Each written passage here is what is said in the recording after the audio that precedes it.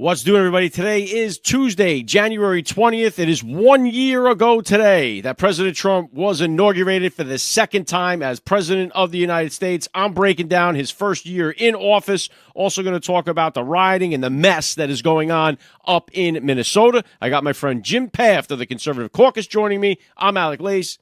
This is the Alec Lace Show. The American family is under attack. Parents are the underdog of this nation. Your children are being indoctrinated. That's right. Your children. They do not belong to the state. They do not belong to the school system. They belong to you, the parents, as a blessing from God our Father.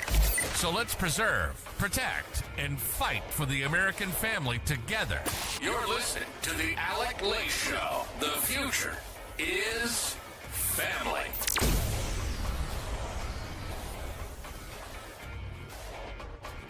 All right, welcome back to the Alec Lace Show. I'm happy and honored, as always, to be here with you guys. First episode hitting you in 2026. Got off to a little bit of a rough start for me, family-wise here. Sicknesses going through the house and whatnot, but back at it today. Happy you can join me on this, the one-year anniversary of President Trump's second inauguration. He began his second term as President of the United States 1 year ago today, and boy, has a lot happened since, and I'm going to break down all the reasons why we are much better off today than we were 4 years ago, just really only 2 years ago, but I'm going to get into that. Right now, everything trending right now, everything that's going on is Minnesota. Minnesota has taken over pretty much all the headlines, everything going on there. And you know, it's for the wrong reasons, too, because now what started out as a Nick Shirley video that went super viral. I don't even know if there's a word beyond viral. This thing did 150 million views on his post alone on X, and that's not counting the millions of views that came in from everybody covering the story of him uncovering all this Somali daycare fraud that was going on in Minnesota, which is nothing new. Now, the Somali daycare fraud has been going on since Nick Shirley was in grade school. You could watch the reports on this from 2018 talking about how this was going on since 2014, where you had suitcases full of money leaving out of Minneapolis Airport, heading over to Somalia and other places. This was a well-known and documented thing. Here's a piece from 2018 when this story was being covered by Fox. Sources in the Somali community tell us it's an open secret that starting a daycare center is a license to make money. The fraud is so widespread, they say, that people buy shares of daycare businesses to get a cut of the huge public subsidies that are pouring in. Some government insiders believe this scam is costing the state at least $100 million a year, half of all child care subsidies. Minnesota started aggressively going after daycare fraud in 2014. Back then, it was easier to track the flow of money. The state would pay a daycare's bill, and within hours of the money showing up in the business's bank account, funds were being wired to the United Arab Emirates. But those wire transfers stopped after a few centers were busted, which takes us back to the suitcases of cash at Minneapolis-St. Paul International. In 2015, investigators documented $14 million in carry-on cash. By 2016, it had mushroomed to $84 million, and then last year, $100 million. All right, so nothing new under the sun here. This Somali daycare fraud has been happening for a decade, and everybody knew about this. Nobody's paid a price for this. Nobody important has paid a price. No political figure has paid a price for this. So Nick Shirley goes in. You find out there's daycares. They're basically mafia-style daycare centers run. No show jobs. No kids are involved. It's all bullshit. And so the video went viral, and Tim Walz, it went so much. Now, I don't know how he survives his political career, because he's already said now he's not going to run for re-election. And just before, almost like the day after he did that, the Renee Good shooting happened and took all the attention away. But if you look at when Nick Shirley dropped that video about the Somali daycare fraud, all of a sudden, what happened? The Democrats, and this is how smart they are, this is how good that the Democrats, the left-wing media, when they use all of their tools working together, look at how all of the attention in Minnesota has come away from the Somali fraud and is now focused on ICE raids. That's everything that is the focus on. All the media attention has dropped the Somali fraud like a wet towel, and all of the focus now is on ICE. That's what happened. They shifted the narrative completely. Now, what did they do? They activated their protesters, their professional protesters. Renee Good wasn't there by happenstance. Renee Good was a part of this ICE Watch. What is the ICE Watch? They are there to aggravate, agitate, interfere with ICE operations. That's their goal. That's their purpose. She wasn't there by mistake. This wasn't a girl dropping off her kids to school and just happened to get shot on her way home. That's not what happened there. She was there by design. All right? And so a lot of these activist groups were activated by the Democrat Party after this story broke. And what happened as a result? This girl paid the price. I mean, it's sad. There's no question about it. What happened is sad that she died that way. But this is a person that was putting herself at risk. Now, you talk about her as a mother. She's got kids. She was radicalized, this woman. There's no doubt about that. J.D. Vance, the vice president, broke that down beautifully. And it just makes you wonder, what is this mom of, we don't even really know the whole story because she doesn't have custody of 2 out of the 3 kids, whatever. There's a whole story going on with this woman who was radicalized, and you can see her lesbian girlfriend or wife agitating and egging on the police. You guys have seen all these videos and everything else. Anyway, she wasn't there by mistake. So what happens now? As a result of that, they try to almost make this like a George Floyd thing. The only problem is it's a white woman, and it doesn't have the same kind of cachet for the BLM to be there and everything, although they're trying to force it a little bit. But that's what it's become. It's become about the rioting and the protesting in Minnesota. Now, we had the Don Lemon, who broke into the church with a bunch of protesters. And now, what does Don Lemon say? Well, the only reason why people are upset with Don Lemon for breaking into this Christian church while they were worshiping and protesting, the only reason why people are mad at Don Lemon about that is because he's black and gay. Right? That's what he says. Listen to him. I said, how did I become the face of this? And my producer said, Don, you're a gay black man in America. He also calls all the people in the church that are worshiping, they're all white supremacists. And there's a certain degree of entitlement. I think people who are, in the religious groups like that, it's not the type of Christianity that I practice, but I think that they're entitled, and that entitlement comes from a supremacy, a white supremacy. And they think that this country was built for them, that it is a Christian country, when actually we left England because we wanted religious freedom. It's religious freedom, but only if you're a Christian and only if you're a white male, pretty much. There you go. That's the Don Lemon take, right? And of course, the rhetoric that we've heard from the Democrats has only been getting higher and higher, even though they keep saying we have to quiet down the touch. We have to lower the temperature a little bit. That's not what the Democrats have done. The Democrats have gone full force with the rhetoric. And Tim Walz should have to be forced to resign. He should be in handcuffs. There's no way that this amount of Somali fraud daycare stuff that was going on there on his watch. Jacob Frey is another one. That guy's another phony guy. He's the one that put on the big show with George Floyd crying at the casket. He's another phony, that guy. He's eating the Somali food. He's doing the Somali dancing. He's speaking Somali.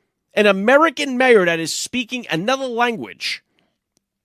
He's a total fraud, that guy. So him and Walz together, they're about as corrupt as you can get, and they have all of their base all fired up over ICE, and they are targeting ICE. But what is the difference between what ICE is doing now and what they did many years ago? Okay, the difference is President Trump is in charge. That's the only difference. This is all comes down to Trump derangement syndrome. The left knows that, and they can easily rile up their base because if Trump does it, it's bad. Because when Barack Obama was president, and you look up his stats, this is a guy that had over 5 million deportations. Counted differently, 3 million of these deportations were called formal removals. 2.2 million of them were called returns. 75% of them had no due process whatsoever. Nobody got their day in court. They make it sound like if you listen to Don Lemon, he'll say, oh, the difference with Obama is due process. Everybody got due process. It's complete and utter bullshit. 75% of all of the people deported under Barack Obama never got a day of due process. They were just shipped out, no court, no nothing, gone, see ya. Go back to Bill Clinton, that number is 90%. 90% of the people deported under Clinton got no due process. So don't let them kid you with it's all about the due process. It's not about the due process. They didn't care when Barack Obama did it. Also, while Barack Obama was president, 56 people died in ICE custody. All right. Now, many of them were health conditions like they're happening right now with the Trump, administration. You have people that are dying, natural causes, health problems, stuff like that. But also some people getting shot or killed or as a result of confrontations. They also happened under Obama. But 56 people died while in ICE custody while Barack Obama was president. Do you remember hearing anything about it? Do you remember any protests? Do you remember any women that dropped their kids off at school and then tried to impede ICE from arresting criminals? No, I don't recall any of those stories. They didn't happen because it was a good thing when Barack Obama did it, just like it was a good thing when Bill Clinton did it. Also, you had Barack Obama awards Tom Homan, the border czar. He gives Tom Homan the 2015 Presidential Rank Award for Distinguished Service, which is the highest civil service honor you could give anybody. He gave that to Tom Homan, who is the current border czar. Nobody had a problem with it. Everybody applauded it. The only reason they care now is because Donald Trump is doing it. Everything Trump does has to be bad and evil in their eyes. Now, the Democrats allowed 20 million people into the country, and now we have to get them out. Now, of course, the Democrats' whole tune changed with illegal immigrants once they realized, hey, we can use these people to keep us in office. And that is exactly what they have done. They have turned, if you listen, you can go back and listen to all of them. Obama, Clinton, Hillary, Biden, they're all talking about anti-illegal immigration. They all hated illegal immigrants. They wanted them all out of the country. You have to learn English. You got to pay a fine. If you have employers who are hiring illegal aliens, they're going to get fined. We're going to arrest them. I mean, that was the actual Democrat Party's stance on illegal immigration. It's exactly the same stance that Trump has today. It's the same one. The only difference is now Trump is saying it.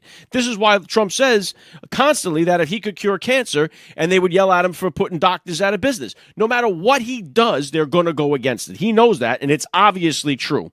Because you have people who didn't care anything at all about people getting deported. All of a sudden, it's like the biggest thing in their life. So much so that they're willing to give their life for it. And now, who are they protecting?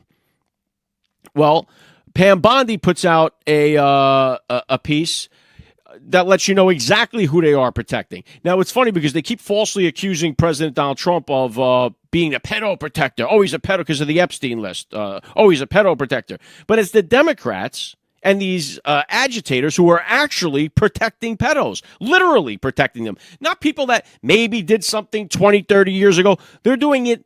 They're protecting pedos today. Okay? Current. This is what's happening. And they seem to have no problem doing it whatsoever.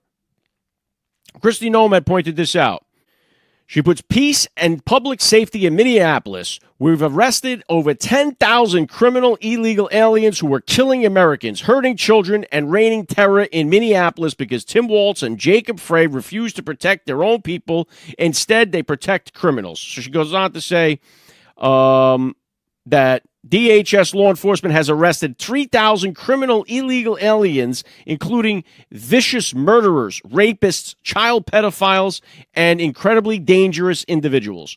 Some of these people, I mean, it's mind-blowing that these are the people that these ICE protesters are standing up and protecting. Here's one. I'll go through a few of these. These were these Laos people. A guy from Laos, convicted of sexual assault and sodomy of a girl under the age of 13. Procuring a child for prostitution. Another one, removal order from 2004. Convicted of strong-arm rape of a 12-year-old girl, kidnapping a child with intent to sexually assault her, and vehicle theft. Oh, wow, he threw in a stolen car as well. Criminal illegal alien convicted of second-degree sexual assault of a child. A Lao guy, criminal illegal alien convicted of second-degree sexual assault of a child. The list of these people go on, and it will make you sick. These are the people that the protesters are protecting. This is them. This is who they are protecting. This is who Renee Good died for, gave her life to protect. Are these criminals who should be in jail for the rest of their life, if not face the death chamber. That's who they're protecting. Now, they could very easily, they say, oh, no, we're protecting, they always say immigrants. No, you're protecting illegal criminal aliens, illegal criminal immigrants. That's who you're protecting. And they don't want to see it that way. They'll never listen to it. In their mind, and you know what? It's like this could all be avoided. They say, oh, you get the wrong guy. ICE has arrested the wrong people. Or they're scaring people. Well, if you have cooperation from the local government, your governor and your mayor, and you participate in this and say, yeah, you know what? We do want a safer community. We do want the people who live here to be safe. We do want our children to be protected. We're going to help ICE get these people out of our neighborhood, not just because we want them out of the neighborhood. That goal should go without saying. But we're going to do it because we want to protect the citizens of the country, the citizens of our state, the citizens of our city. We want to protect them.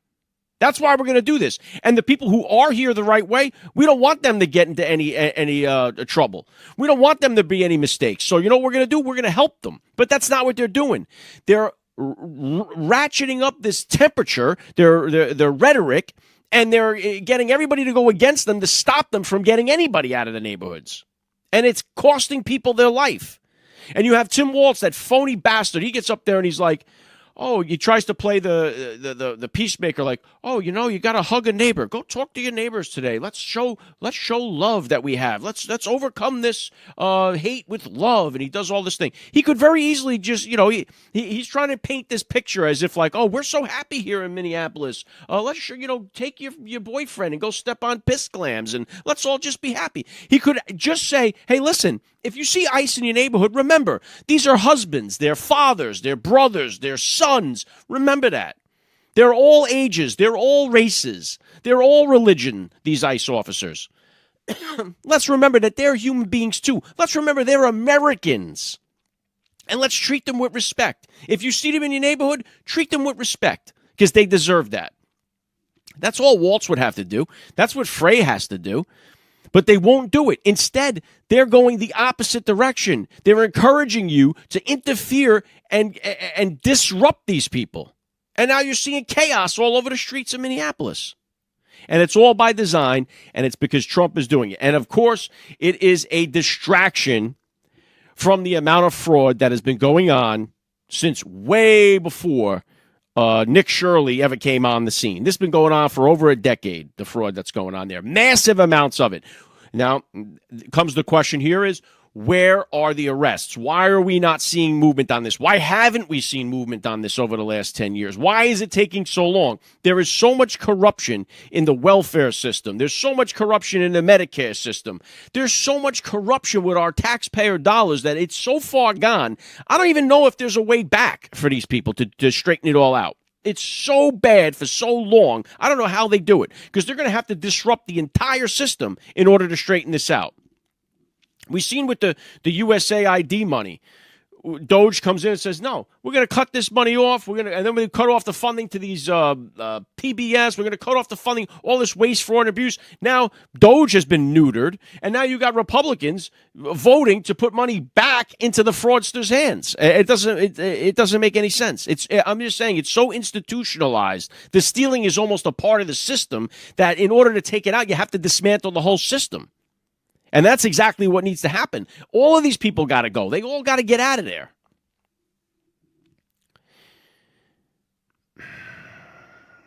And you got Don Lemon on the scene, right? It's unbelievable. So Minnesota is a mess. And Tim Walz should step down and resign. Now, I got my friend Jim Pfaff. He's going to join me here in a little bit, and we're going to get into some more of the of Trump's first year, some of the Minnesota stuff. I want to talk about Greenland a little bit, but let me just hit on this because it was 1 year ago today that Trump was inaugurated, and where we are now is, in my opinion, I don't know about you, obviously if you have Trump derangement syndrome, anything he does, you would rather be broke and poor and miserable as long as Trump is not president. You could care less. You'd be so happy to be broke and poor as long as it means Trump isn't in office. And if Trump is in office and you're going to be prosperous and you're going to have a good life, you don't want it. You reject that because it's just a sickness. But where are we at? What mattered? And then there's a lot going on between the Trump podcasters that are out there. There's a lot of wars going on with all these people. I tune a lot of it out. If it's 2026 here, if you've somehow lost faith in Trump, then I don't know how to help you. How do you give up on somebody like Trump when he's, after everything we've gone through, after all that's happened, Trump has got us in the position now to win big. And we're already doing that after 1 year. Now, where are we at? What did I vote for Trump for? What were the top things I voted for Trump for? Okay, border security, right? High on the list. Border security. Secure the border. Stop letting all these people into our neighborhoods. That has been done. The border has been completely shut down. No one's coming in. Our illegal immigration has been stopped completely. Deportations, they're moving, not as fast as they should be because you have a lot of Democrats that are getting in the way and interfering, but they are deporting. We are on a net negative for immigration, which is beautiful. That's exactly what I wanted. Border closed, we got it. Gas prices, wanted cheaper gas prices, we got it. Gas prices are now at a 5-year low. The national average is at a 5-year low. And if you just look, even if you get just 10 gallons a week, if you just get 10 gallons a week compared to where it was at the height of the Biden administration to where it is now, you're saving about $1,100 a year. That's like a tax cut that you're getting. So gas prices coming down is huge. We know about the egg prices that dropped dramatically. You don't hear CNN or the left talk about egg prices anymore. When Trump was in there and after 1 month, egg prices were still going up, they were like, oh, look at this. Trump didn't do it. He lied to you. He wasn't going to bring the egg prices down. They talked about eggs nonstop for the first month Trump was in office, and they haven't talked about them again since. Now, they never talked about them while Biden was president. You were paying out the ear for eggs. But the egg prices plummeted completely. The groceries have come down. Now, I don't know about you. I've talked to you guys about this on the show before. I do the food shopping every week. I'm a bit of a miser. I'm a bit of a cheapskate when it comes to doing that. I've got 6 mouths to feed. Call me whatever you want. It's necessary. My average for the week was $300 a week under Biden for my food shopping. It's now $250. That's me. Now, prices of almost everything has come down. Now, there's a few things, and I talked about this before the New Year break.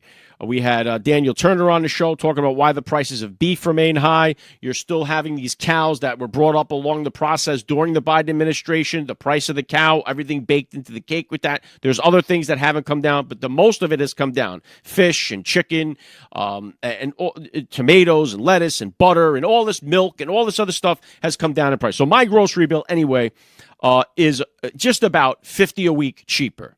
Which, for me, that's a big deal. That's $200 a month I'm saving on my food shopping, which turns into, $2,500 or $2,600 a year. Somewhere along that line I'm saving. So between just the gas prices and the grocery prices, I'm in a far better place, and I'm getting what I want. We're only 1 year into this. All right, you also have the inflation, which has obviously dropped, the mortgage rates, which are coming down, and it just seems like right now everything that we wanted from Trump, we are getting from Trump, and we're just 1 year in. So there's a lot to be excited about, especially because now we're going to see the full extent of the big, beautiful bill, the tax cuts, the tax credits. We're going to start to see all of that as people start doing their taxes, getting their returns, and all that other stuff. And as these tariffs come into play, and the money that's been invested into the country, jobs explosions that are taking place, it's going to be a great year for America. And listen, on the foreign front, you guys know it, I'm not a foreign correspondent. Geopolitics is not my thing. I know right now another big thing is going on is the Iran protests. We hear a lot of people say, I stand with the people of Iran. Well, I don't know. I have no idea who the people of Iran are. People just like to say things like that, just to say them. Like, I stand with the people of Ukraine. I stand with the people of this. I don't know the people of Iran. It could be a bunch of assholes. I have no idea. People just say it just because it's the thing to say. But I don't know. I have no interest in Iran. I have no interest in any of that stuff, in Ukraine or Israel or Palestine or Syria. I have no interest in it. So I don't follow it very closely. I know it's naive of me. I should pay more attention so I could talk about it more knowledgeably, but I really don't care. I really care more about what's happening here in America and what's going on in the neighborhood and what's going on in my bank account, what's going on with my family, what's going on in my kid's school. I mean, these are things that are important. And most of the people that I work with could care less either about what's going on in Iran and Iraq and all this other stuff. But it is something to keep an eye on. I know we're at Trump talking about buying Greenland. He's got the left going crazy over this. So I'm going to bring on my friend Jim Pfaff to talk about much more of this stuff now. Don't forget, I'll be back here Thursday for another podcast, and I've got Brandon Gill. In my opinion, he's the best young congressman we have. He may be the best one we have right now. This guy, Brandon Gill, congressman out of Texas, is phenomenal. And I'm having him back on the show Thursday. I've had him on a bunch of times. I think this guy, we need more people like him in the GOP. They're representing the Republicans in there. So I'm going to have him on the podcast. I also got George Papadopoulos coming on the show Thursday, so it's going to be a great one. Make sure you bring it back. I'm trying to get back into the swing of things here. We're going to do it right now with my man, the president of the Conservative Caucus, Jim Pfaff. Let's bring him on. Hi, I'm Emily, and I'm at the White House with my dad, and you're watching The Alec Lace Show. You're listening to the Alec Lace Show. The future is family. All right, here we go. Joining me now, Jim Pfaff. Welcome back to the Alec Lace Show. Good to see you. First time this year. Yep, yeah, 2026, and it's today. It's the 1-year anniversary of Trump being inaugurated to kick off his second term, and a lot's happened in the first year of the golden age here, and I think it's been a wild success for President Donald Trump. A lot accomplished in 1 year, a lot of good stuff to look at. Give me your take on what you think is the biggest impact Trump had, biggest accomplishment. What's your take? Well, it's clearly the effects that are going to come about on the economic policy, primarily the One Big Beautiful Bill and some of the key things that came through that. But, also just the way that we are going to be on we're going to be able to reduce our inflation trend, not just because of what the One Big Beautiful Bill is going to do for economic growth. That has a modest effect, and it really is just price inflation, this or that price. But the fact that a combination of oil prices are going down because Donald Trump has reopened our ability to, we're remember the Biden administration was trying to say, oh, we've got more drilling going on than anywhere. And there were some numbers that were pretty high then. Of course, they don't understand the fact that these things are long-term projects, and Donald Trump had ramped it up. But the second thing is we're at an even higher place in oil production in the United States right now. And then with what just happened in Venezuela, it's going to make them ultimately, not immediately, but ultimately going to make the markets that much more wide open. So businesses in general that rely on anything to do with oil, mostly transportation, are going to benefit. But then you've got government spending on a trend down. Now, we're way far away than where I want to be. We've got massive deficits that have got to go away, but they're hundreds of billions of dollars less, and the trend's going down because we've also gotten rid of hundreds of thousands of federal employees thanks to the efforts of Donald Trump and Office of Management and Budget under Russ Vought. These economic numbers are going to be a significant thing that takes place this year, and I think it is the biggest story, but very close. Second story is the immigration story. The reason I say it's a close second and even second at all, because its effects are massive, is that you've got 2 million self-deported people, and that number keeps growing. You've got literally hundreds of thousands of criminal illegals that are out of the country. And which has had a positive effect on the job market. We know that because the information of U.S. citizens employed compared to those who are non-citizens or non-citizen green card holders has changed dramatically. So we're in a great place. It's a combination of immigration change and economic change that's, I think, people are going to be talking about for a long period of time. And those are the two things, Jim, that he ran on during his campaign. Those were the two major reasons why people were voting for Trump. They wanted to see the border closed. They wanted to see these deportations because they flooded. Everyone saw the country getting flooded with these illegals. But also, too, the economy was the other reason why the main reason why I voted for Trump, because it has a direct impact on my life, my family's life.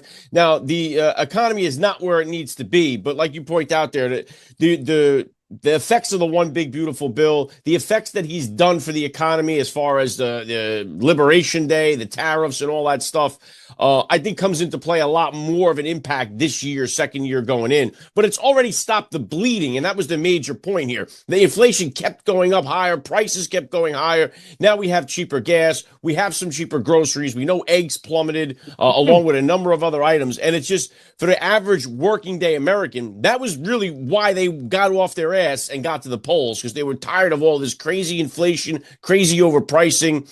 And I think that was the main reason why he was elected. Now, I know you can't really tell what his approval rating is, because I don't believe any of these polls have come out at all. But I know that they put one out there saying like 92% of the people that voted for Trump are happy with where he's at and what he's done. And I do believe that. I do believe that the main people that came out to vote for Trump like what they see. How could they not? I mean, what would be the big mark that you'd say where your life hasn't improved as an average everyday worker? I mean, maybe if you're a welfare recipient, maybe you're a little worried, saying, oh, wait a minute, they might cut my crust off here. But average American worker got to be happy with what they saw. Well, they're more than happy. And by the way, you don't hear Democrats talking about Biden as it relates to Trump inflation, because those numbers are clearly going where we already knew that they were going. There are two factors here. They were showing charts of the inflation rate change over the Biden administration, that there was a slight tick up at the beginning of the Trump administration in the inflation rate. But what they never showed you was the chart of cumulative inflation, which for Joe Biden was going way up, and then Trump leveled it off, and now it's starting to go a little bit down. That's the one that people really feel, right, on a day-to-day basis. When they're restrained in their spending, it's not because of what the current inflation rate is, it's because the cumulative inflation that burdens them every single day. That's relieving itself. We're getting reductions in that. We're starting to see now that companies are doing just fine with the tariff situation, and Shazam, we're exporting more now than we have in a long period of time. And Chinese imports are down. And that's something that having this reset of the international trading system is actually positively helping Americans. And again, there's more to roll out, and there's a lot more to do, but there's no doubt when it comes to kitchen table issues, Americans generally are feeling much better than they were. They're not convinced it's all better yet entirely. They're just on a better track. And frankly, I think that's going to play out positively through the year. No question we're on a road to recovery here, because we were in a disaster. And if the Camelo would have got in there, it would have been lights out for us hardworking, regular working guys. And especially, too, with the go green nonsense. It's like just getting rid of all of that. I'm still here. Like I say, in the communist state of Jersey, we got another Democrat governor now. And it's like they're all about going green. Meanwhile, our utility bills go through the ceiling because that's what they focus on. And it's like, get rid of all of this nonsense. But it's, for some reason, it seems like they stick to these things that nobody I know wants. Nobody wants this go green stuff and your utility bills to go flying high to save the environment, climate change, and all that stuff. No one cares about it. No one wants it. We want cheaper utility bills. No one wants the border to be wide open. But the Democrats seem to want to push that, and they continue to push it, even though it's widely unpopular. Same thing with men and women's sports. Nobody I know agrees with this thing, yet they keep pushing it. So as we say, like, it seems like the Democrats are set up to win the midterms. I mean, everywhere you look, the betting markets have them high. I mean, it's like 78% chance, 80% chance to take the House back. I don't see what the appeal is to having Democrats back in power to the average working person. Well, on that point, before I expand it here on the green energy thing, on that point, the reason for that, when it exists, is because of Republicans in Congress. Now, you got to remember, not every Trump voter is coming out to vote in November. Now, I wish they would, and I think they should. I would urge them to do so. But in these elections, in these midterm elections, where you don't have presidential outcomes, you don't have a presidential electorate, it's reduced. Then it can become a little more tricky in situations like this. if Republicans don't do something dramatic and dramatically good in the next reconciliation package they're talking about doing, then you're just not going to motivate voters well enough. I still think there's a chance for Republicans to pull it out. I still think everything works in Republicans' favor. I mean, this just goes back to what you've heard me say many times, that Republicans are really good at grabbing defeat out of the jaws of victory. That's really the dynamic that takes place. Donald Trump can only do so much, and any president can only do so much in midterm elections. It's really up to congressional leaders to get their act together. Republicans run crappy campaigns. They work harder to pay the consultants than to win the elections, because all that stuff is going to work in their favor no matter whether they're in power or not. So they take away all their incentives. But back to the green energy thing. Listen, consider this. And I remember in the gubernatorial election just this last November in New Jersey, there were plenty of studies that showed that your electricity prices in that state were directly related to government policy. Yeah. Like it's not even a question. So if you fast forward to today, we just had the German chancellor, which is equivalent to a prime minister in a parliamentary system. The German chancellor just said that they have deep regret for having gotten rid of all of their nuclear power. Then we found out, which it's harming their electricity costs, but we found out that the chancellor who oversaw the getting rid of all their nuclear plants, I didn't know this at the time, but he immediately took a job with a Russian oil company, as he also pushed for the Nord Stream pipeline coming from Russia. Like the absurdity of what we have gone through over the last 3-4 decades with this green energy push, mostly started and pushed by Al Gore. It's been a scam from the beginning. Rush Limbaugh, who we all miss these days, used to talk about it all the time. It was an undermining factor to try to change government outputs. Just like, by the way, now that the green energy thing isn't as big a deal, it's still big, but it's not as big a deal as it was. What's the thing to undermine governments now? DEI. So we can go to censorship, the whole censorship industrial complex, because of disinformation and misinformation, all this kind of stuff. There's always a push on the left to try to overthrow the American ideal. And freedom is an American ideal right now. It has its origins in Europe centuries ago, but it is an American ideal. And we've got Democrats in this country who are intent upon overthrowing the American government, by which I mean the Constitution and our way of governing, if they can. That's why they go to chaos. It's why they push censorship, and why censorship is propagating in Europe right now. The green energy thing was all about that primarily. Sadly, because Mikey Sherrill won, you're going to be dealing with that continuing in New Jersey. But I think we're on a trend away from that, and hopefully permanently in the future. When you see Germany admitting it, you know that there's something going on. Yeah, I think nationally we're going to be moving away from that as far as what Trump can do. But as states, when you have them run by these lunatics, it's going to be hard to weed it out. And you even seen Kamala Harris, who they were pointing out her hypocrisy, how she was saying, warning everybody about climate change. The rising sea levels are going to be a disaster. And she just bought an $8 million home on the beachfront. Yeah. So it's like, who are these people kidding? We all know that they're full of it. And it was never serious for them to begin with. It was literally about government power. Because if Democrats' ideas don't win at the polls, that's why we've got problems in our elections right now. It's why Virginia, under Abigail Spanberger, is pushing a bill that says, no, you can't test the paper ballots. We just go by the scans on the computers. Well, there's no other reason to do that but to steal elections. I mean, that's literally what they want to do. And voter ID as well. The pushback against voter ID is which they claim is a push to try to enfranchise potential voters. That's bull. They want to always, some people would be slightly more enfranchised in that scenario because it would help them be a little bit easier. But the real, to get to the poll in a couple ways, but the real issue is to bring in people who ought to not be voting to begin with. That's their goal. That's why we have unsolicited mail ballots. That's why they don't want voter ID. They want the opportunity to flood in that fraud so they can have permanent power. Democrats are about permanent authoritarian power. It's happening in California. They're going to try it again in New Jersey. I think it's going on a stronger path under Abigail Spanberger in Virginia right now.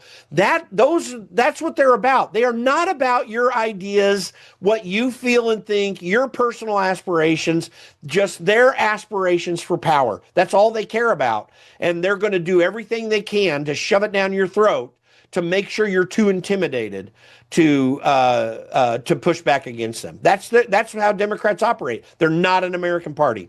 Yeah, they hate America, it seems, and it's obvious by their actions because it speaks louder than their words. But we see now, we don't have the SAVE Act passed. They haven't done any of the election security passed. And the thing that's hurt Trump the most is the GOP. They've gotten in the way. They haven't been there to compliment Trump. They've only hurt. And right now, it just seems like we just seen the Republicans voted in to give more money to something we already defunded. And it just seems like what side even worse, the censorship industrial complex. They gave money to the National Endowment for Democracy, which is the leader on canceling corporations around the world that won't comply, that won't inject DEI and other standards, and that won't shut. And they also went after all the platforms where people speak. That it's such an absurd thing. You remember, Alec, last year I said various times that the weak part of the Trump agenda is Republicans in Congress.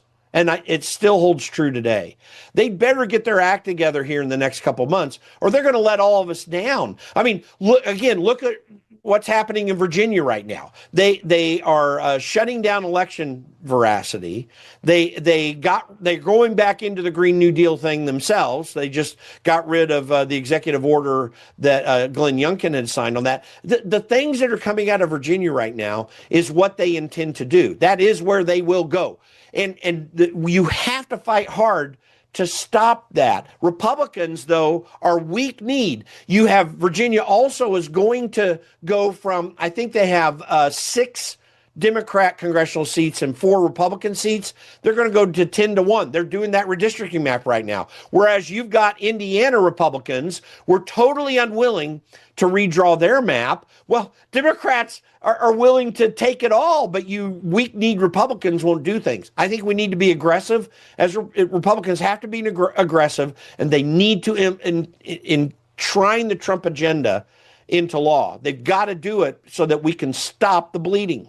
It's just the same old story, the same playbook, it's the same nonsense with the Republicans. And you would think some of what Trump has been able to do would rub off on these guys. Like, Trump plays to win. He wants to shove it down your throat. He doesn't care if he hurts your feelings, doesn't care if you feel bad about it. He does it. The Republicans play this like, well, if they get back in power, we're going to play nice. And the Democrats don't play that game at all. They come to jam it down your throat. And that's why Trump and the Democrats go at it while the Republicans are sitting there playing both sides of the fence. And it's sickening to watch because if we just had a little bit of cooperation, we could set the whole economy right now on fire. We could have voter integrity. We could have IDs to vote. We could have paper ballots, one-day voting. We could have all that stuff done, codified, and set to go. But the Republicans just refuse to play. And it's not that it just seems like they want to go against Trump. They don't want the security elections. They don't want to codify any of his executive orders. There's no other reason why they won't get on board. Well, the Republican Study Committee effort and their suggestion for the reconciliation package does implement a lot of Trump's executive orders into that. So let's hope that moves forward. In my mind, it doesn't go far enough. I think we need to go for broke.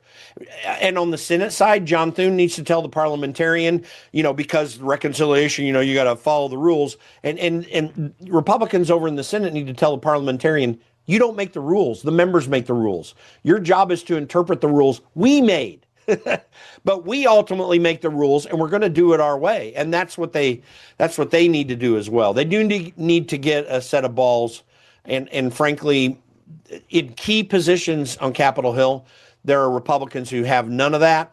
And it is a detriment to the future of America. That said, there's a lot of hope because we are getting a lot of good things done through the Trump administration that will have a long-term effect. So, let's just hope we can pick it up once he's out of office.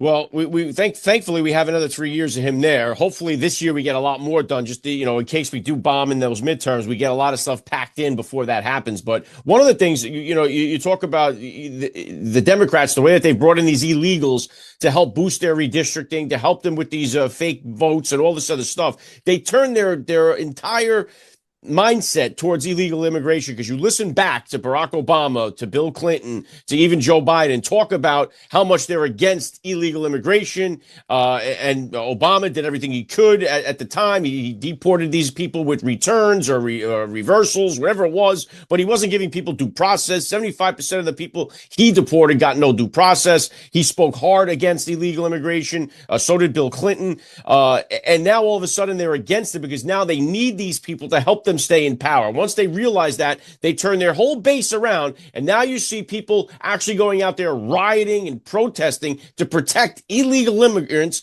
criminals at that, to stay in our country. And it's amazing how they've been able to bend the mind of these people who used to vote for them to get illegal immigrants out of the country, to now stand there and be willing to die to keep illegal criminals in the country. Well, recognize this battle is far from over.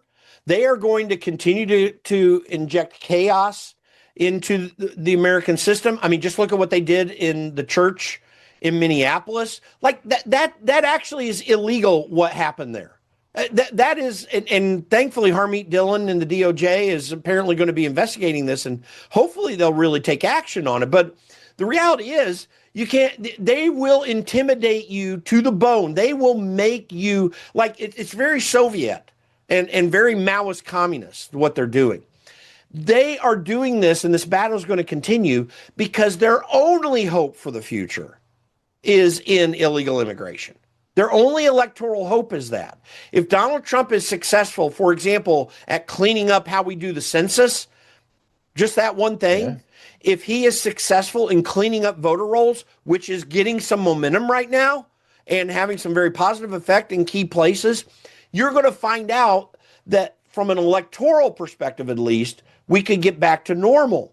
And it would require Democrats to have to shift. See, right now, Democrats don't have any incentive to shift the way they do things and to moderate what they believe and do. A la Bill Maher. Like, it's amazing that conservatives love Bill Maher right now. And I think that at least in terms of pushing against wokeism and radicalism, there's good reason to do that because he's very smart about it. But, I think we need to get back to the place where you hate Bill Maher again, because then we would be in the normal, right? And that is that moderating effect that he calls for, that Elon Musk calls for, and all these people rightly call for, doesn't happen because our elections are not where they need to be. And the immigration issue, illegal immigration issue, is a big part of that. It's the whole game for Democrats. The radical Democrats that are in charge of everything in that party, that un-American party right now, they have no accountability because they've jimmy-rigged the system well enough to allow their stupid ideas to keep them in elective office. When we can change that, then the SAVE Act is a big part of it. Then it's going to help us tremendously. I was saying before I brought you on, like, how really it shows how brilliant I think that the Democrats and their use of the media and everything else works, because right now all we're talking about in Minnesota is these ICE riots, Renee Good, we're talking about the protests, the church invasion. No one's talking about the fraud anymore. They've completely shifted the entire narrative, and no one's even focusing on it. It's almost like that story died on the vine now. And it's like it's billions of dollars in fraud over a decade, and they've been getting away with it for so long. And it's like no major politician has paid the price for it. Tim Walz is now not going to run for re-election. He should have to step down and resign, but there's no politicians paying the price. And it almost seems like you don't even see any stories about it anymore anywhere in the media since the riots and all the protests started there. Well, you barely saw it before all that, by the way. Right. But that is the purpose of the riots and protests, is to make people not see what's really going on. It's kind of like that.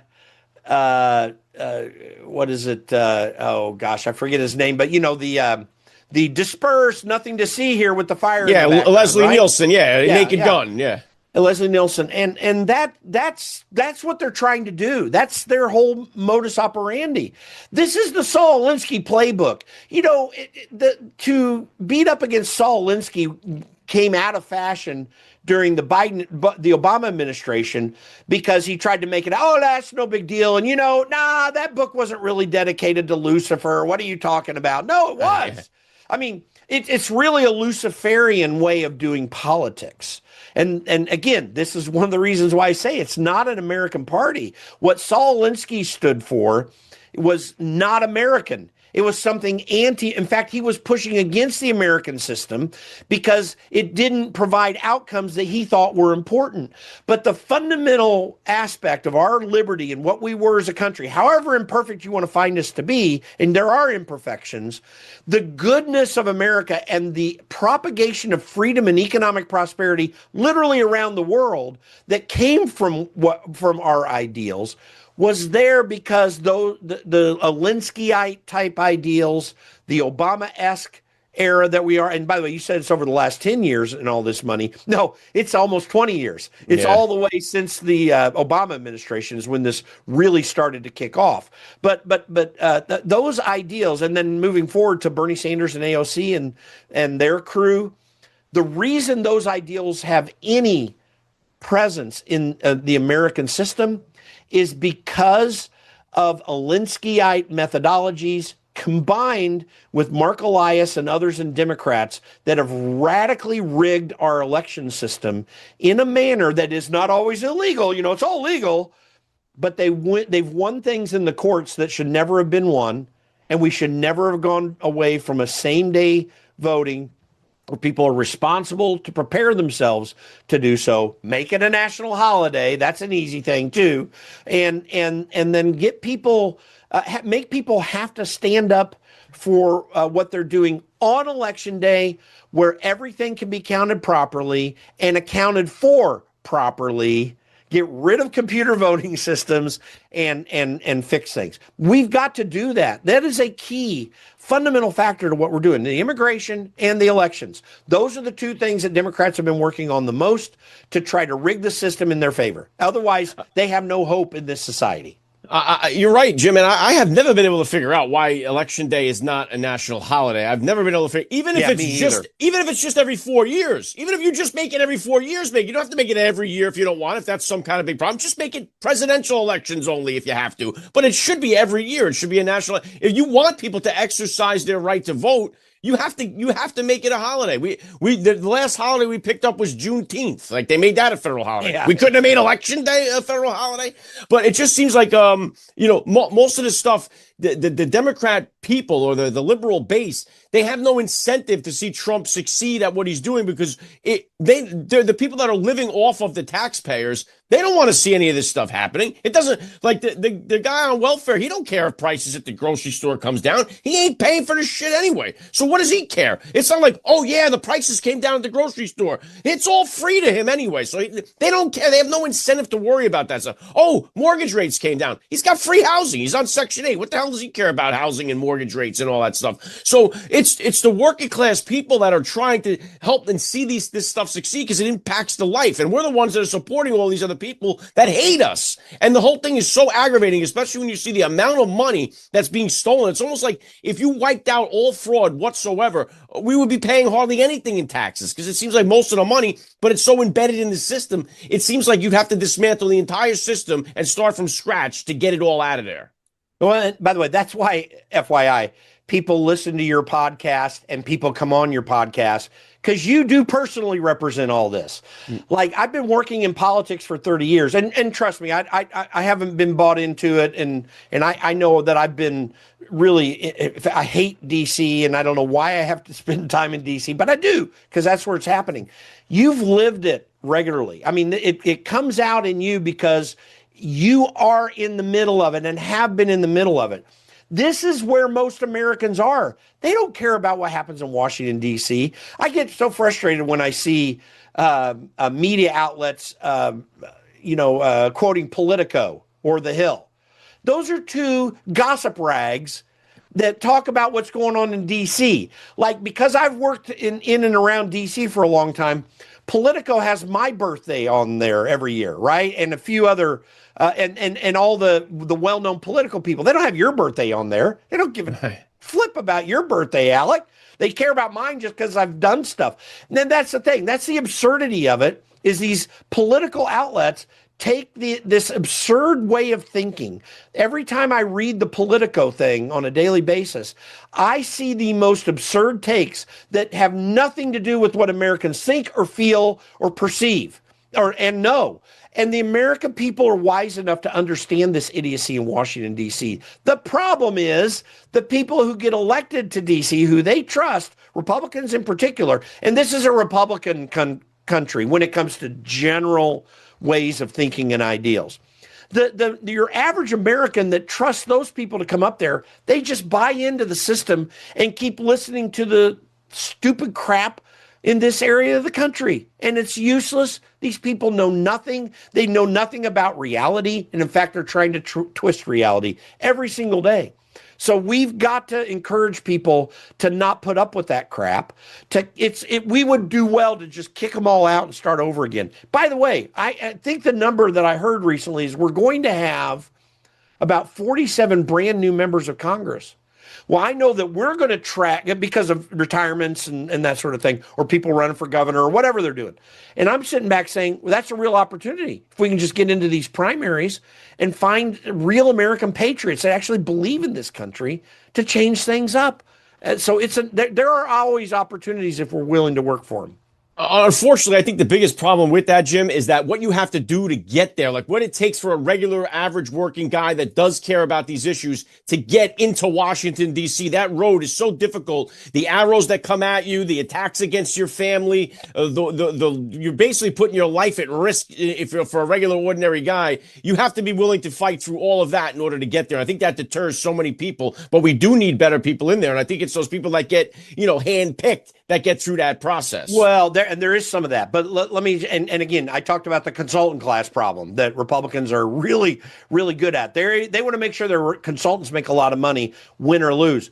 And the consultants want that too, by the way. But let me just say this, Alec, to address the people who totally, they understand what you just said. They understand how frustrating it is. But this is where Donald Trump becomes really significant to remember. Like, this guy's literally given up billions of dollars, right? By the way, go to David Sachs. David Sachs, I was just listening to the All In podcast recently. The guys, he never talks about this, but the other guys there on the podcast say they know that he gave up at least $1 billion by divesting himself of what he had just to go in and try to set things right for a future economy in the tech sector that would be American-based and American thinking. So be inspired by that, people, when you think you're going to get attacked. And this is an area that I do know because I've lived and breathed it. I'm just going to tell you that every person who thinks about it, yes, the road is hard. It is frustrating.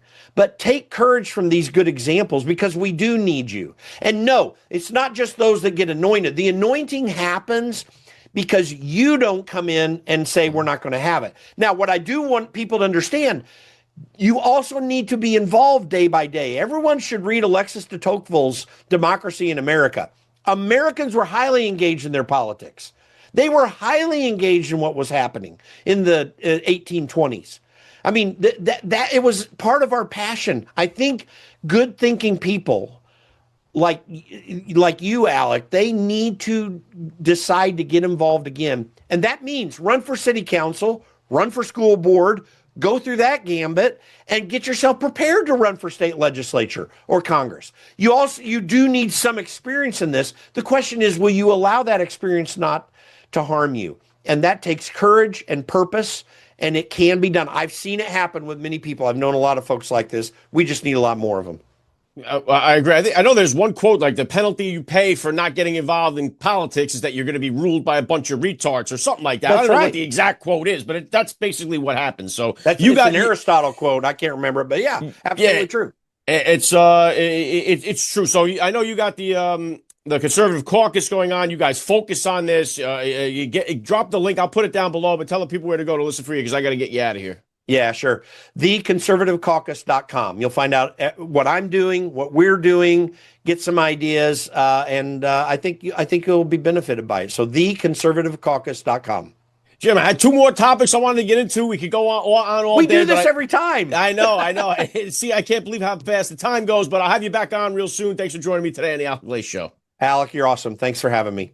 All right, grateful to have my friend Jim Pfaff back on the podcast here. I could talk to him all day. He's knowledgeable about so much of this stuff, and he is right, though. We do need these good people to be in there to run because we keep getting the same type of candidate that we get into the Republican Party. Then we wonder why it's like, oh, man, we keep getting the same old thing. It's because we keep getting the same old candidates. But it is tough. I know just for myself, people have asked me, like, are you going to run for office? Would you it's not even on the table. It's not even something I would consider just because I don't want to put my family through that. Well, it's bad enough what I get just on this end of the microphone. It's like I can't even begin to imagine what I got to go through for all of that stuff. So it does deter people from wanting to get in that arena. And I do appreciate and have respect for the hardworking American people that do get up and move forward to go do that. I think we have some good ones in there. Eli Crane is one. A guy, had a successful business, started the bottle breacher, former Navy SEAL, and he went into it. And I think he's one of the better ones that we have in there. So we do need guys like that. I think also, too, it does help to have guys that served our nation, that were, combat veterans. I think that does help as well to get in there. I think that's almost a prerequisite to get in. For a lot of these guys, I think it helps. But listen, the Democrats are a mess. What they stand for is a mess. What's happening in Minnesota? Could you imagine going out to one of these Minnesota riots, like one of these Minnesota protests? It's like you have a whole bunch of people that just hate America. Like you have these illegal Somalians that are there robbing the country blind, crushing the taxpayer. And then you have this white liberal lunatic next to him like, oh, you hate America? Guess what? I hate America. Oh, my God. We could be best friends. These are all people that just hate the country. And they're sucking taxpayers' money dry. And it's like, we're just sick and tired of seeing it. And then they, just like Jim was saying there, they walk into the place of worship, and nothing happens to these people. They did it in 2020. They did the same exact thing. They barged into a church and nothing happened. Charlie Kirk even posted about that when it happened. Charlie Kirk put, this was his post. Christians have not been allowed to attend church for months. This was during COVID, obviously. But when they finally are, BLM rioters are allowed to assault them. Christianity is now under physical assault by radical left-wing terrorism. Where is the media coverage of this? Well, the media hardly covered it. No one was charged. Nothing ever came of it. And that's why you have little faith that you're going to see some kind of people have to pay a price for what they're doing right now. They're getting away with it. And it's just so stupid to watch what these people are allowed to do. But again, Trump is 1 year in. I think we got the country going in the right direction. I don't know how you don't. What is the big knock against President Donald Trump in his first term? I would say the biggest knock that he has is the Epstein files, the way that the entire thing was handled. That has to be the number one knock on his first-year term. I think if it had been handled differently from the jump, it wouldn't have had as major of an impact. I think it was handled poorly. We went through the whole thing with Pam Bondi, with the files are on my desk. We got a truckload of files. We had the MAGA influencers holding up the binders, Epstein files phase 1. And then all of a sudden there was no files, and it became a disaster. I mean, it was just a bad look, and I think that's the only, I would say, negative that he's had as far as it comes to his first year. Other than that, and again, I'm terrible with the foreign stuff, but it's like we went over and just bombed Iran's nuclear sites. We took out their nuclear capabilities, apparently, and it was like just a 20-hour turnaround. We went there, bombed it, came back. That was it for that. We went down there and snatched the president of Venezuela, Maduro, in 90 minutes or whatever the hell we were on the ground there. We just went in there and snatched him up.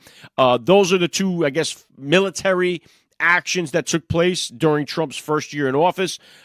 He didn't get us into any new wars. They said, oh, Trump's got us into a war. What war? We went over there and bombed the shit out of some nuclear site, which took us less than a day. And then we went over and we grabbed the Venezuelan leader, and our oil production, our prices are going to come down. Isn't that the point anyway? What are we doing? We want to pay more. We want China and Russia to get all the oil that we're supposed to, that we put billions of dollars into investing down there and got robbed. Trump says no. And people are like, oh, it's all about this. It's all about that. Well, what would you rather, have us get on the other end of it and get would you rather pay more at the pump? Would you rather get screwed when you could do something about it? This guy's bringing in all kinds of fentanyl and stuff into the country, which is another thing. The fentanyl, this is another big accomplishment here for Trump during his first term, is the fentanyl overdoses have plummeted. The numbers have gone down drastically, which is great to see, because that has come in and crushed so many hardworking families. And if that number can continue to drop, boy, that is a miracle that could happen, because so many lives have been destroyed by all of that. And it's because Trump has, number one, the border's closed. Number two, he's bombing these narco boats out of the water. And it's a good thing. When you have less people dying of drug overdoses, it's always a good thing. And, normally you see it in these Democrat cities. A lot of these places are like zombie apocalypses, where you got people just all bent out on fentanyl and oxys and everything else. And it's a shame to see it. But it's something that we got to get a hold of. And I think Trump is obviously on the road to recovery with that as well. So that's another positive. But I'll tell you what, though, he seems more relaxed this time around, his first year. He's not rattled. He seems like he's more confident than ever. And he is putting America first. And I think it's only going to get better in this year. And this is the most important year right now of his second term. This year, most important year. Got to get everything else accomplished in 2026, because I know Jim is optimistic. I don't know how the Republicans pull this off. I don't know how we pull off the midterms. So it'll just be an impeachment after impeachment right after that happens. So this is it. This is the time to get it all in. And we'll see what happens with the CR that they're going to be working on. Jim was talking about the Republican Study Committee. I was just down there with those guys last month. Hopefully, they talk about codifying Trump's executive orders. It should have been done already. And here's the other thing, and I want to get you guys out of here because I know I'm going to start rambling, but I was there at the White House when he signed the executive order to end the Department of Education. I was there when he signed it to keep men out of women's sports. Those two executive orders, it seems like, what has happened here? We're still going and fighting all of this stuff. The Supreme Court has to rule on something else. It's like the fight that the Democrats have put up to keep men in women's sports is just mind-boggling to me. I don't understand why they are fighting so hard on an issue that nobody wants. But that was an executive order, and it's like, it's great because I have a daughter. I don't want her to go to high school and have to worry about men being in her locker room or going to the YMCA or anywhere she goes in life and have that be a possibility. I don't want her to go to college and then there's some dude on the swim team or whatever it may be. It should be a non-factor for parents to even have to think about. So I don't know why it's like he signed that executive order, but it's still happening. So it's like that to me, it pisses me off. The other thing is he signed the Department of Education. It's like, we need to end the Department of Education. It has been nothing but a failure. That is obvious statistically, and it's obvious if you have common sense and if you have kids that go through this public school pipeline. It is obvious that the public school system is failed, that the Department of Education is a failed operation. So those two things I think we need to see changed before Trump gets out of there. Totally eliminated, where the point of men playing in women's sports is a non-option. It has to be drastic actions have to be taken for anybody that allows it to happen. We need to see that completely eradicated from our society. The other thing we need to see is the Department of Education out the window and finished. So I'd like to see that also in this year. But, the prices are coming down. And you got these people, these phonies, like we're saying to Jim, you got Kamala Harris. The sea levels are rising, climate change. She buys an $8 million beachfront home. You got Bernie Sanders, another fraud. How anybody ever follows Bernie Sanders is beyond me. Here's a guy talking about the rich. Oh, the rich are this. I'm for the little guy. He's got 3 homes. Guy's a multimillionaire telling you, you shouldn't be able to own a home. You should have to give it to the poor people. This guy is a fraud. How anybody ever follows that guy is beyond me. He's been nothing but a politician for 50 years. He's a multimillionaire, owns 3 homes. And he's telling you, we should be socialist, Eat the rich. And these people, AOC is another one. Comes from a great background, plays the part of the hood rat. Jasmine Crockett's another one. Comes from a wealthy family, went to wealthy schools. She plays the part of the hood rat. It's like, what? These people are phonies. At least Trump is telling you, yeah, I'm rich. I'm wealthy. I want you to be wealthy, too. I think you should get as much money as you can. And he's not ashamed of it. He knows who he is. He's not being somebody that he's not. And that's what he's genuine, and that's what makes so many people love the guy. All right. Going to be back on Thursday here. I know there's a White House press briefing that I'm up against right now as I'm going. I haven't gone down to the White House yet this year. I know we're 20 days in here, but I have not gone down there yet. Hopefully maybe next week I go down to a briefing. As I said, got off to a little bit of a rough start this year as far as the podcast stuff goes. So I do have some stuff I've been working on in the pipeline. There's been a few opportunities that have come my way, trying to sift through, make the best decision for myself, for you, the viewer, for my family. And we'll see what happens. But there could be some announcements coming up shortly, so stay tuned for that. And I will be back at it here on Thursday, 1 p.m. Eastern Standard Time on Rumble. Great to be back here with you guys doing the show. It's an exciting time in America. It's an exciting time to be an American. We got the 250th anniversary of a country that I love so deeply, and I know you do too. And it's funny because as we celebrate this year, the 250th anniversary of our country. Imagine being a Democrat. It's like you hate everything about the country. You hate everything about the country's history. You don't even care that it's a 250th anniversary. You wish that the country would be over. And these are the people that we're voting against, that we're going up against politically. They absolutely despise every single thing that Americans and American history stands for. They hate it. But for us, people that love the country, it's a great year. It's a time to celebrate. We got Trump's second year. We got the country's 250th year. And I think expectations are high. Optimism is high. And patriotism is high. Let's make America great again. I'll be here for it all. Hope you'll join me on the road to recovery here for the country. And I'll be back on Thursday, 1 p.m. Eastern Standard Time, live on Rumble. You're listening to the Alec Lace Show. The future is family.